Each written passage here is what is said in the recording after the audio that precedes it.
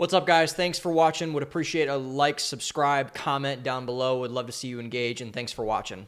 And I think one of the biggest examples of this passivity and this lack of boldness among older men that has allowed this wild culture get way too out of control and lead to things like Charlie Kirk being assassinated is exemplified, believe it or not, in Fox News. So one of the most despicable things that I learned in the aftermath of Charlie Kirk's assassination, and I learned a lot of things, and I'm going to be doing several episodes in this coming up, so buckle up. It's going to get wild. And right now, at the time of this reading, I'm recording this the day after Tucker Carlson's live stream and after Candace Owens and Megyn Kelly and Tim Dillon and a bunch of people really spoke out on this. So, like, we're going to talk about all that. Trust me. I just didn't, timeline and stuff.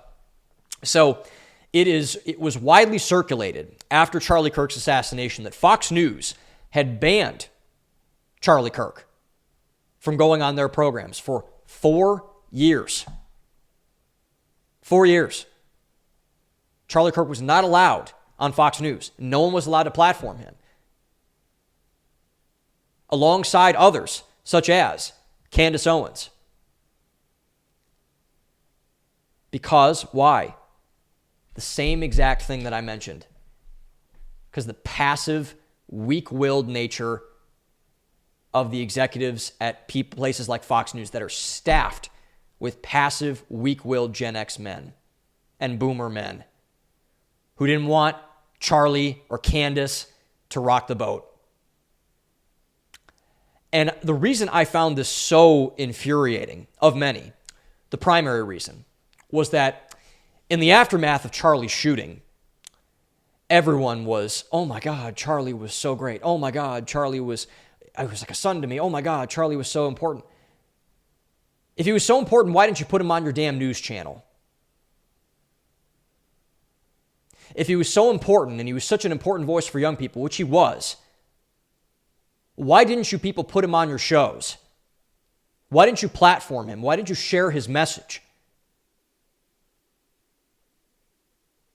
Because you were afraid of getting showed up by a kid? Because you were afraid of alienating some of your, again, equally passive, limp-dicked audience base over at Fox News? And you dare to come on after Charlie Kirk's assassination, where he got his neck blown off in front of 3,000 people and his wife and his kids, and cry about it? Screw you. It's despicable. Like, it's truly, truly, truly despicable. And I will have a lot more to say on this, believe me. It is unthinkable, unconscionable that they would have the gall to pull this in the aftermath of Charlie Kirk being murdered. And I've said this for years, and I think my red pill moment was after Tucker got fired. But Fox News has always been controlled opposition.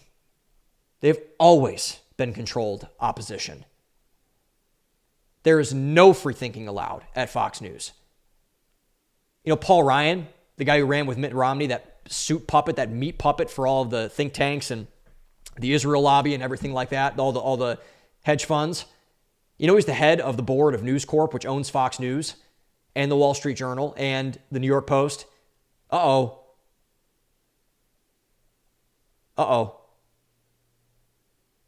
And so you do what people like Paul Ryan say, or you are going to get kicked off of the Fox News channel. By the way, which is why all of their greatest hosts have either been left or been fired, including Tucker Carlson, including Glenn Beck, including Megyn Kelly, including Bill O'Reilly. Last one, a bit skeptical, because he still believes all the stuff that Fox News boomers believe, but that's beside the point. Glenn, Megyn, Tucker especially. And they are supposedly this bastion of conservative orthodoxy. It's true in one way, because there's no free thinking allowed. Because if you step out of line, you are immediately put back into place. Talk to Glenn. Glenn's talked about this. Megyn's talked about this. Tucker's talked about this. If you step out of line one single inch, you're done. Talk to Dan Bongino about this. Anybody. Talk to Pete Hegseth about this. If you step out of line, you are immediately put back into place, or you're fired. Or you're fired, which is unfortunately what has happened to a lot of them.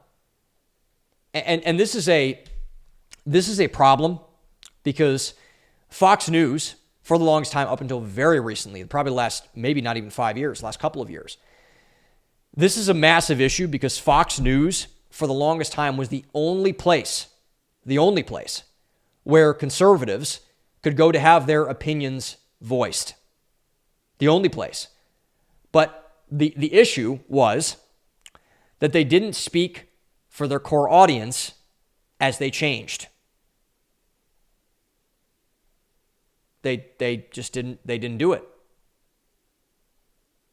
So if you'll notice, and I've probably watched more Fox News than most people. I haven't watched Fox News in so long. I really only watched it because of Tucker, and I liked Pete, and I like Ray Gutfeld and Kat Timpf and the people that are on Gutfeld's show. Didn't like anybody else, to be honest. Peter Ducey was funny. That was about it. But if you'll notice, and I've watched a bit of, I've been able to stomach a bit of Fox News ever since Charlie got shot. But if you notice all of the conformity along the lines, like what the talking points that are obviously handed down from Rupert Murdoch and Paul Ryan and the scumbags that are like that they are along the lines of not of Trump and the MAGA movement. They don't like Donald Trump and the MAGA movement, actually. That's why they kicked off all the MAGA people. That's why they kicked off Glenn. That's why they kicked off Megyn. That's why they kicked off Tucker. That's why they didn't platform Charlie or Candace. That's why. But they conform, Fox News, News Corp, alongside the people who fund and support their organization and causes. One of the things that I always like to, it's always funny, and it's never changed, it's gotten worse actually, is that if you look at the commercials for Fox News, you will see that it's nothing that is like orthodox. There's no like grocery store commercials. There's no restaurant commercials. It's all like, buy this random gun off of eBay for like $4.99 or whatever. Like these shotgun slugs are on discount for 20%. Buy gold. Right? It's like that's kind of what, and part of that's marketing to their audience and stuff. But like it's just wildly like, and it's all funded. Those are the people that control, because the advertisers control what can be said on cable news. So these are the people that hold Fox News and the personalities on Fox News by the balls. That's how they control them. That's how they have input into what they say. And I think the reason why it's important to harp on this is because Fox News could have had a massive opportunity, but they have blown it on every single occasion by turning their cheeks on Tucker, Candace, Megyn Kelly, Tucker, Glenn, and they're keeping themselves in line to satisfy people who do not care about the true cause and purpose of the movement. And this Charlie Kirk being banned from Fox News bomb that just dropped after his assassination, up until very recently, Laura Ingraham talked to him, I think, a couple days before Charlie was murdered. It's very revealing, man. It's very revealing. Tucker said this before. A lot of people have said this before too. But, you don't blame people who say things. You blame people who fund people who say those things. Follow the money. It's the oldest trick in the book. And it works almost every time. Don't look at what Laura Ingraham says or what Sean Hannity says or what Jesse Waters says or what Harris Faulkner says. Look at what the people who are handling their contracts and paying them say. And look at who they are getting funded to draw those contracts up to people like the hosts to say. It tells you everything you need to know. Follow the money. It works every time. And it's just, it's really despicable and disgusting that they're not conservative at all. They're not. Because every single cause of conservatism as defined now is kicked off and booted. So just something to keep aware of if you're an avid Fox News listener or watcher.